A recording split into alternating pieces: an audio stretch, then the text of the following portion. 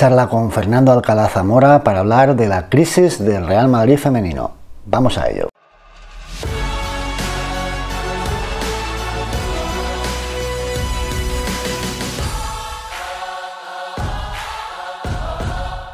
Hola a todos, hoy estamos con Fernando Alcalá, por lo tanto vamos a hablar de fútbol femenino. ¿Qué tal, Fernando? ¿Cómo estamos? ¿Qué tal, Javier? Buenas tardes. Espero que mejor que el equipo femenino de Real Madrid. Ahí vamos, no es difícil en estas circunstancias, no es tan mejor. No es difícil. Fíjate, ayer perdimos, ayer casi tiramos por tierra nuestras opciones en Europa, ¿no? Continúa la mala racha. Vamos a hablar de eso, vamos a hablar no solo del partido de ayer, sino en sí de esa crisis que padece el Real Madrid femenino. Pero a mí me gustaría que al término de esta charla, va a ser difícil, soy quizá demasiado ambicioso, pero yo hace días hablando de esto con otra persona le planteaba una cuestión que me parece la clave, y es, voy a empezar fuerte, voy a empezar con la cuestión, a ver qué me dices tú, es ¿qué pretende Real Madrid con su sección de fútbol femenino? ¿Qué pretende? Es que creo que esa es la clave de todo. Yo estoy de acuerdo, porque lo que creo que se está viendo esta temporada es que estás en un punto de inflexión entre quedarte estancado o terminar de apostar y avanzar, porque el problema que estábamos viendo en los últimos años era que había una progresión año tras año, más lenta o más rápida. El debate estaba en cada aficionado si el cuerpo le pedía dedicar más recursos o menos, avanzar muchos más pasos o menos, pero este año el debate está en si la progresión se ha estancado y si se estanca, si hay que darle el impulso definitivo o se queda así. Ese es el gran debate y al que te lleva luego la situación deportiva. Claro. El club entiendo que se defiende y es lícito, o sea, no, es cierto, con la plaga de lesiones. Bien, luego lo atenderemos ese tema, pero yo me quiero remontar a la última vez que nos vimos tú y yo por aquí en un vídeo, ir analizando la plantilla antes del comienzo de la temporada. Y las conclusiones que sacábamos eran que el Madrid daba la impresión de que, digamos, no es que había abandonado el proyecto, pero sí que no había hecho ese siguiente paso. Iba dando pasos, avanzando, progresando, lo que acabas de decir tú ahora, y que en esta ocasión no había hecho una apuesta para seguir creciendo, sino más bien como para consolidar la plantilla, ¿no? Era apostar más por lo que ya había que seguir creciendo, seguir mejorando. Y detallamos dos cuestiones, básicamente. Hablamos de una plantilla justa, correcta, pero justa. Cuando digo plantilla justa, correcta, me refiero en términos Real Madrid, que por eso hacía la pregunta antes. Se entiende que Real Madrid tiene que tener una aspiración de ganar, no ganar partidos, títulos. Vale, pues una plantilla justa. Y luego hablamos de dos déficits muy claros. Uno era en la defensa, centro de la defensa, y hablamos de la delantera. Ahí la cosa, dicen, bueno, esto fue justo.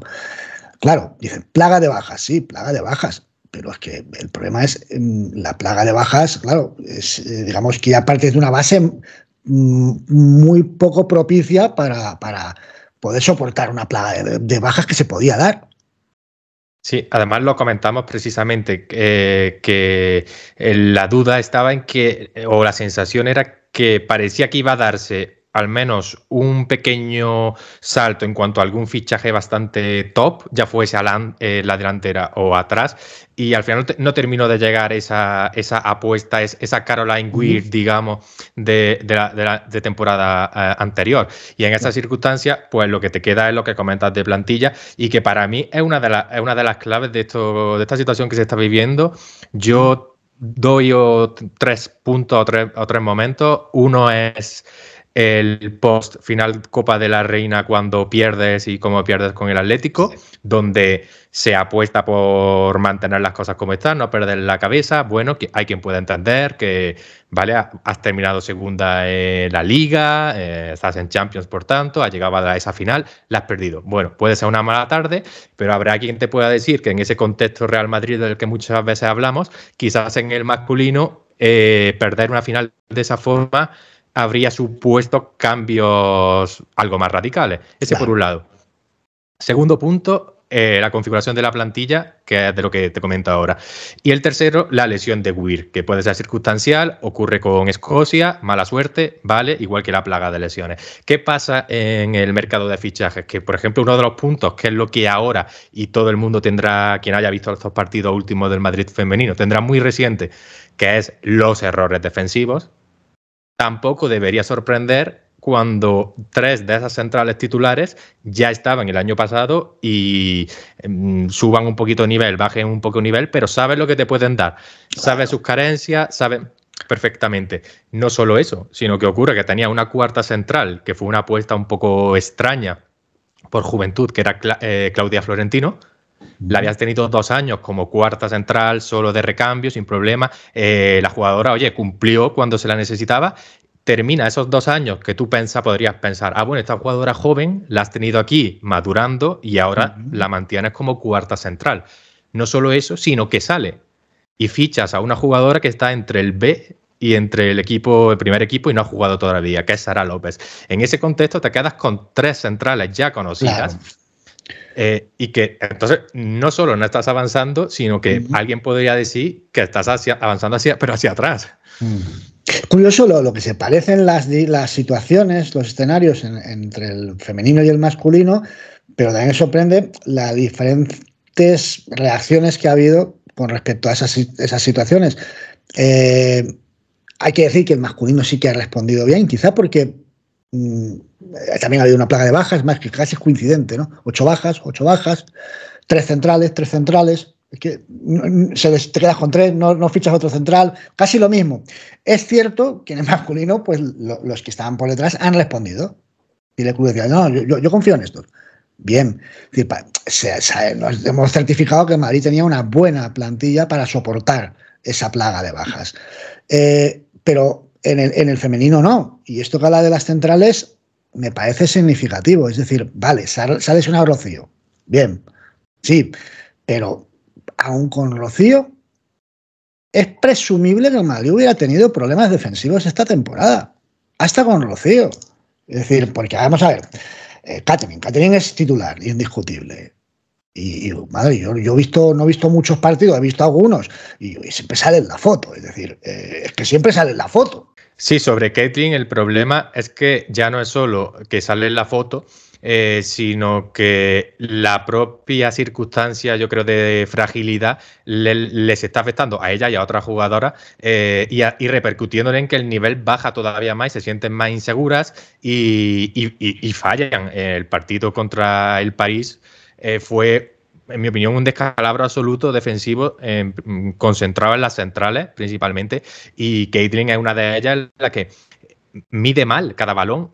Tú ves cómo llega mal, mide mal, llega tarde o no es tan contundente. En este caso, Ivana pues también estuvo muy mal, sin contundencia. Y eso es algo que, hombre, cuando el equipo está luchando por un subcampeonato de liga y en un grupo de la Champions, pues no te puedes permitir que tus 2 centrales titulares, el máximo nivel que te van a dar, sea saber que al menos una vez por partido, como mínimo, te la van a liar. Eso es totalmente anticompetitivo. Claro, por eso te decía antes que si el Madrid masculino, por ejemplo, que pues ha surgido un jugador que era suplente eventual, que era Rüdiger, y bueno, un rendimiento espectacular, pues, pero si hubiera pasado lo del femenino, no hubieran quedado las cosas no se hubieran quedado las cosas igual. Es decir, estaríamos ya hablando de mercado de invierno, fichajes y tal, pero seguro, con total seguridad.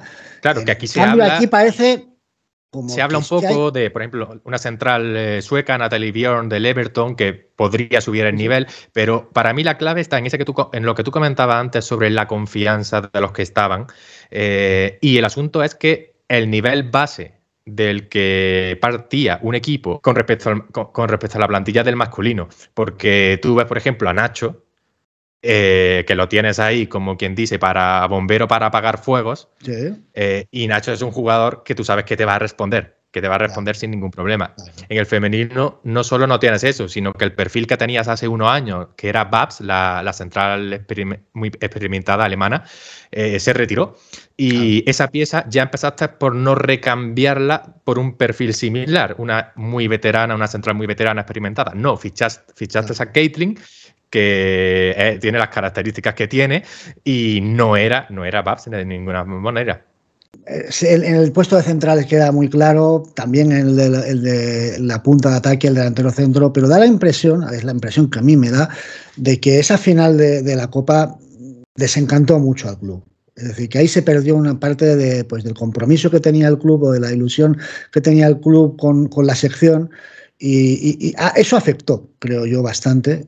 Y en el sentido contrario al que debería, como decías tú. Por eso yo planteo la pregunta: ¿qué pretende el club con la sección? Porque claro, si tú te desencantas porque el equipo se le ha escapado una final que tenía en la mano y que todo el mundo tenía mucha ilusión en ella, y de repente tu reacción es, pues mira, aquí nos plantamos, es decir, vamos a consolidar lo que hay hasta ahora, pero no vamos a seguir progresando. Eso no es viable en el Real Madrid. Y claro, se ejerce una presión sobre las jugadoras brutal, porque es que eso no vale en el Madrid. Y no es viable porque si hablamos de que se ha llegado a un punto en el que tú vas, vale, has estado en una final, la has perdido, pero bueno, vas a estar en más finales. La situación es que tú tienes todavía un equipo en tu misma competición, que es el Fútbol Club Barcelona, que a este nivel ya no es que pierdas o puedas empatar, no, es que te va a ganar 5-0. En ese caso, el status quo yo creo que no vale, simplemente claro, no vale. Claro. Si uno puede entender, aceptar, claro, uno puede entender que tu máximo rival es el mejor equipo del mundo. Y decir, mira, ahora mismo no les podemos ganar, y es presumible que en un año o dos tampoco. Es decir, uno puede llegar incluso a aceptar eso. Pero lo que no puede hacer, lo que la afición de Madrid nunca va a aceptar, es que tú no sigas progresando, que es lo que hasta ahora, fíjate que hay algunos que no aceptan ni este escenario que te estoy diciendo yo, de no, contra el Barça no podemos, bueno, gente que incluso está muy comprometida con el Madrid femenino y que no aceptaban esto que te he dicho yo, de no, contra el Barça no se puede, no, te dicen, no, hay que fichar a 4 cracks o 5, así como un elefante en una cacharrería, ¿no? Entrar, pero ya no se trata de eso, se trata de que tú evidencias que cada año vas a progresar, y es lo que el club ha evidenciado este año que no hace o que no va a hacer. Claro, ahí es cuando la presión que estas chicas a las que están sometidas ahora, pues es esa presión del Madrid, del entorno, se están viendo sometidas al peso de lo que es una entidad que es que solo vale ganar. Y hasta ahora el entorno, yo te he hablado en otros vídeos, de que era muy comedido, de que cuidaba a su equipo femenino y no le exigía tanto. Pero ojo como vean que su proyecto no tiene visos de ser un proyecto ganador, porque es que no lo van a aceptar. Es que la masa social de Real Madrid que aceptaría un proyecto de fútbol femenino y se ilusionaría con él si es en clave ganadora, no te va a aceptar un proyecto si detectan, si perciben que ese proyecto no es a futuro ganador. Yo estoy de acuerdo, el planteamiento es ese, y también yo lo que creo es que llegados a este punto estás ya pillado. En mi opinión, estás pillado como club, porque ya creo que ya no puedes volver atrás. Esa es mi opinión. Claro. Y si hay que ver el aspecto positivo, es que aún así, y lo hemos comentado algunas otras veces, quizás para quien no domine tanto ese contexto del femenino, dar un siguiente salto, para lo que es una sección deportiva, no te supondría tanto en términos Real Madrid en cuanto a inversión. Siempre aceptando que, vale, que los números del femenino ahora mismo son los que son y que habrá quien defienda de forma legítima que porque hay que invertir en algo que no te está generando demasiado. Vale, creo que se puede aceptar, pero del mismo modo se puede plantear que esa progresión, ese salto, esto en el Real Madrid internamente se sabía. Claro. Quiero decir, se sabía porque tú vas viendo lo que los equipos los equipos hacen. Entonces, yo, sinceramente, me parece que no costaría tanto, no creo que estuviese tan lejos, ni tan fuera del alcance de la mano para el Real Madrid, seguir como hasta ahora dando el siguiente paso adelante. No creo que requiriese tanto. Creo que estamos más en un tema yo creo que de gestión deportiva interna, de cómo rastreas el mercado, cómo lo trabajas, qué le transmites a la jugadora y a tu cuerpo técnico, de cuál es la exigencia, qué nivel de profesionalidad. Esto también va mucho. Mira, te voy a poner un ejemplo con el aspecto comunicativo, que bueno, aquí no nos interesa mucho, y yo creo que a veces se infiere esa desgana, que parece que hay una desgana en cuanto a ahora, por ejemplo, el equipo pierde este partido y no hay declaraciones post partido en las redes sociales. Ya no te digo ruedas de prensa, que creo que también debería haber, para mantener al menos esa cercanía y que, por ejemplo, el cuerpo técnico, en este caso el entrenador que esté, pues pueda responder y contestar. Y luego el periodismo es otro problema, las preguntas que te hagan o te dejen de hacer. Pero esa sensación de que, oye, esto es un entorno profesional, estamos en primera división, somos el Real Madrid y respondemos, se gane, se empate o se pierda. O sea, y eso creo que falla, es muy como ahora se pierde este partido y a lo mejor las redes sociales se quedan inactivas durante un día, como tapamos y no pasa nada. Y creo que esa sensación no es buena. Eso es esos lagunas o silencios comunicativos es muy Real Madrid, hay que decirlo. Pero ahora mismo, por ejemplo, la cabeza visible del proyecto, ¿qué es? ¿Ana Rosell? Sí. Aunque yo creo que el propio problema está en que tras esta absorción con la absorción del tacón, yo creo que todo queda en una situación un poco como difusa, intermedia, donde quizás, por un lado, como hemos hablado algunas veces, por no querer poner una excesiva presión y focalizar y dejar trabajar, yo creo que se ha quedado todo un poco de forma difusa, o al menos no tan claro como en el Real Madrid, con el primer equipo masculino o incluso el baloncesto, donde la gente tiene relativamente clara los organigramas, las responsabilidades, y eso es uno de los puntos, porque a la hora de cuando se habla mucho, no ahora, ¿no? Entrenador Alberto Toril, debe seguir, no debe seguir.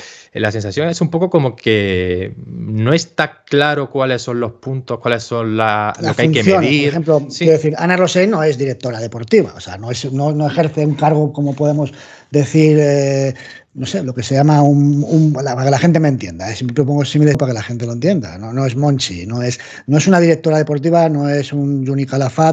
Bueno, José Ángel Sánchez, por ejemplo, es un director de fútbol mucho más, va más allá del secretario técnico. Pero Ana Rosell no es una secretaria técnica, ¿no? No hace un scouting, una dirección de scouting, no hace eso. Y yo creo, además, que parte de la clave debería estar en integrar con la estructura del fútbol masculino. No por nada, para empezar, porque en los últimos años es un método, una fórmula que funciona. Funciona como pocas canales de fútbol. Obviamente necesita los conocimientos específicos del femenino, pero de la forma que sea que se trabaje en el masculino, yo creo que el camino hacia el éxito del femenino es copiar, es integrar por completo la estructura del femenino en la del masculino. Pero no la estrategia en sí, sino la estructura. Es decir, por ejemplo, porque igual la estrategia debe ser diferente. En el masculino, ¿sabes? La estrategia. El club apuesta por jugadores jóvenes o bien por grandes jugadores en último año de contrato, ¿vale? Pero siempre la apuesta sobre todo es jugadores jóvenes a los que se les va dando entrada poco a poco, grandes talentos. Por lo tanto, tienen una política que es reconocible. Todo el mundo sabe cuál es la política de Real Madrid. Es lo típico de no encaja en la política de Real Madrid, eso no encaja, ¿no? Se suele decir mucho. Vale, pero luego hay un departamento. O sea, aparte de esa dirección que establece la estrategia y las negociaciones y todo, pues negociaciones para fichar, para renovar, para lo que sea, luego está una secretaría técnica que es la que hace una labor de scouting, de trabajo de análisis, tanto a nivel de ya seniors como categorías inferiores, y bueno, todo el mundo conoce a Juni Calafat, que es ese mago, ¿no?, que nos va descubriendo. ¿Existe un equivalente? ¿Existe un secretario técnico en el Real Madrid femenino? Que yo sepa, no. O no conozco el nombre. Y la estructura tampoco queda tan clara y el problema, yo al menos tampoco lo tengo así de claro. Y parte del problema también está en que esas decisiones son lo que al final el aficionado que sigue más de cerca el femenino ve esos movimientos clave en cuanto a renovaciones, por ejemplo, y ve cosas que a lo mejor no entiende de ninguna forma. No se entiende, dice, pero bueno, por ejemplo, otro caso, por dar nombres concretos, ¿no? El caso de Caroline Moller. Esta jugadora, para el entrenador actual, por lo que se vio, lo que se ha visto hasta ahora, no contaba. Una jugadora que no contaba, y no solo, creo yo, porque le tuviese manía, sino porque es cierto que tampoco es una delantera que la vieses que te iba a seguir creciendo y a dar mucho más. Al menos esa es la sensación. En esa situación se decide renovarla. Y la pregunta era, pero si esta jugadora no contaba para este entrenador iba a comenzar la temporada, ¿por qué se renueva esta jugadora? Y no se busca, claro, a lo mejor una alternativa en ataque. Entonces, son ese tipo de movimientos que yo creo que crean un poco desafección, porque a mí me consta en Twitter hay mucha gente muy, muy, muy implicada. Que el equipo femenino lo sigue, yo diría, hasta con más intensidad que el masculino, porque se ha involucrado, ¿no?, en primera persona, un nivel de cercanía diferente. Y yo creo que le molesta especialmente que en ese contexto Real Madrid, este equipo femenino que importa para estas personas mucho, no tenga los mismos estándares que el masculino. Sí, sin duda, sin duda. Eso es lo que crea esa distancia. Digamos, yo sí que, como acabas de decir, detecto que hay un sector, pasa en el baloncesto también, hay un sector de la afición, que es afición del Real Madrid femenino. Eso no quiere decir que no sigan al masculino, sí, pero que tienen una implicación emotiva, de compromiso mucho mayor con el femenino. Pasa con el baloncesto. Hay público de baloncesto que verá o no el fútbol, pero que sobre todo es de baloncesto, ¿vale? Y luego está ese público gran mayoritario de madridismo, que decimos que somos de todo, ¿no? Pero que aún no hemos dado ese paso de implicarnos con el femenino de la mismo modo que con el masculino, o como pasa con el baloncesto, que este proceso también lo ha sufrido, Pero la clave, yo esto lo he discutido con amigos que me dicen, no, pero esto es por un tema de que el fútbol femenino no tira o no nos tira, tal. Yo digo, déjate. O sea, la cuestión en el Madrid, pues somos obsesivos, es una esencia de la entidad, es ganar. ¿Y lo que va a hacer? Es que no puedes llevar al femenino al Bernabéu porque no va a ir nada, no interesa. Tú tienes un equipo que sabes que le va a ganar al Barcelona, llévalo al Bernabéu y te lo llena. En un clásico te lo llena. Y ojo. Pero es que en el Barça le ganan las entradas. Bueno, pues regálalas tú, que te lo llena el Bernabéu. Pero no te quepa la menor duda. Y en el Barça ha ocurrido lo mismo, que allí, bueno, ya sabemos el tema, cómo se vende y tal, las cosas, pero el hecho de llenar el Camp Nou estos últimos años, ¿por qué es? Entre otras cosas, porque aunque tú no sigas el femenino, tú te enteras de que aquí hay un equipazo, que todos los partidos te salta a lo mejor la notificación, gana 5-0. Y ahora llegan unos cuartos de final contra el Real Madrid y sabes que los van a vapulear. Pues por supuesto, ¿cómo no vas a ir a disfrutar de eso? Claro. Por supuesto. En esa situación, yo también estoy convencido que el Real Madrid en el Bernabéu podría ser en partidos concretos alguna buena entrada. Yo no tengo duda, pero volvemos, como lo que tú decías, lo que engancha es el ganar. Y en este concreto ese aspecto de gente, ¿no? Como quien ve el baloncesto, pues posiblemente esa parte del madridismo que no sigue mucho el baloncesto, los partidos que se pone durante la temporada son los fuertes de Euroliga o los partidos contra el Barça.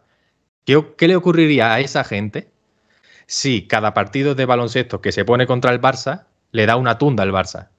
A ti no te quita nada, no te supone nada, pues no ves los partidos y ya está. Por eso mismo el Real Madrid femenino, si quiere crecer, y esto yo creo que, hombre, dentro del Real Madrid se sabe, tú necesitas que en esos partidos clave tu equipo sea competitivo. Es la única forma. Sí, y no tengo los datos, pero estoy seguro que las cifras de audiencia de un partido de fútbol femenino o de expectación, la expectación que levanta un partido random, no tal un Barça Madrid baloncesto, pero un Madrid, que me perdone si digo un equipo, es que no quiero decir Palencia, ¿vale? Que está en la ACB, son muy similares o inferiores a la de un partido del fútbol femenino. Es decir, vale que luego juegas con el Barça de baloncesto, evidentemente, un partido de Euroliga importante y lo vemos más, pero no te creas que tantos, pero lo vemos más. Pero también pasa con el femenino. Ayer, pues mucha gente que estaba viendo el femenino en Copa de Europa, en Champions. Entonces, ya digo, hay dudas, pero por el hecho de que en un proyecto se ha apostado y en otro no tienes la percepción de que se esté apostando. Pues sí, es así. Y ya digo, hay que relativizar un poco, porque es cierto que en las 3 temporadas anteriores, bueno, ha estado habiendo esa progresión. Yo creo que sin duda. Eso también hay que reconocerlo. Pero, bueno, somos humanos y lo último que tú ves, lo último que te llega, es lo que le vas a poner el foco y dar más importancia. La situación ahora es, tras esta derrota de ayer contra el París, bueno, somos últimos. El equipo está cuarto en el grupo de Champions, prácticamente imposible, ya no se pueden clasificar, ¿no? O sea, lo damos ya. A ver, matemáticamente sí, pero bueno. Puedes meter, pero dependes del resto de combinaciones. Por supuesto, ganar el resto de partidos que te siguen quedando la mitad de los partidos, eso es cierto. Pero el problema es que, por lo que se ha visto estas últimas semanas, parece absolutamente inviable que eso suceda. Se puede dar, pero como mínimo tendría que haber un cambio de chip, eso seguro, porque además en enero, ahora viene el parón, pero en enero ya tienes 2 partidos. Juegas contra el Chelsea, juegas contra el Hacken, o sea que o lo resuelves pronto o estás condenado. Pero lo más preocupante es la Liga, es decir, porque no está garantizado el puesto de Champions, es decir, ahora mismo somos terceras, ¿no? Está por delante del Atlético de Madrid. Este no era ya el cuadro del año pasado, donde vale, que Barcelona nos superó, pero ya recortamos mucho la distancia con el Barcelona y había un mundo atrás. Ahora ya es segunda el equipo femenino del Atlético de Madrid y estamos empatados con el cuarto y con el quinto. Entonces estamos ahí en una situación que te puede quedar sin Champions. Claro, es cierto que el Atlético este año está bastante mejor que el año pasado, que fue muy, muy, muy irregular. Este año, pues bueno, está mejor. Ahora mismo está un punto por delante del Real Madrid, que por cierto se juega contra el Atlético también en enero, otro partido que va a ser clave muy pronto. Y sí, como dice perfectamente, la situación el año pasado también lo comentamos alguna vez, que tienes 2 plazas para todo ese resto de equipos que se quieran meter, como el Levante, el Madrid CFF, que también está ahí bastante sólido, contra el que también se juega en enero, por cierto. Ojo, que va a ser un mes bastante clave. Y yo creo que en Liga el equipo pues tendrá que centrarse y, vale, si tú ves los números globales en Liga de la temporada, no es un desastre, pero no te puedes despistar, porque el otro día ya se vio contra el Sevilla, bien, estabas en cuadro, no tenías jugadoras prácticamente, pero pierdes 1-3 en casa, que eso contra el Sevilla, que tiene mucho menor nivel, no lo puedes hacer, sinceramente, no lo puedes hacer. Y yo creo que va a ser un año, ya digo, de pelearlo y de luchar, yo creo, contra ellas mismas, en ese plano de tensión, de presión, porque refuerzo, lo que te pudiese llegar en enero, dudo mucho de que te cambiase por completo el panorama. No, evidentemente, ya en enero que vas a fichar, que te cambien. Claro, esto es quien esté. Quien está ahora es quien te tiene que resolver la papeleta. De ahí que yo creo que gran parte del debate o las miradas se dirijan a lo que es el banquillo y a Alberto Toril. Pues nada, Fernando, que nos hemos centrado más en lo estructural y que creo que es el debate que tocaba, porque lo otro es muy evidente. Y nada, pues que esperemos que la próxima conversación sea ya con más optimismo y con otra situación del equipo y de la sección. Ya veremos lo que pasa. Estaremos al tanto, eso seguro. Venga, felices fiestas. Hasta luego. Chao.